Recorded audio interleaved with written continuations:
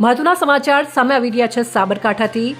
BZ ગ્રુપના CEO Bhupendrasinh ઝાલાના સમર્થનમાં બેઠક યોજાઈ।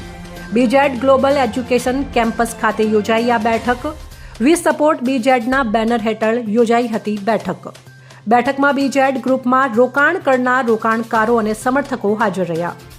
અમારી સાથે કોઈ છેતરપિંડી થઈ નથી એવા પ્લે કાર્ડ પણ સમર્થકો પાસે જોવા મળ્યા।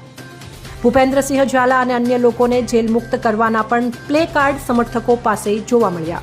ભૂપેન્દ્રસિંહ ઝાલા અને બીઝેડ ગ્રુપે અમારો વિશ્વાસઘાત કર્યો નથી તેના પણ પ્લે કાર્ડ જોવા મળ્યા હતા। અહેવાલ ઇલિયાસ મંસૂરી, હિંમતનગર।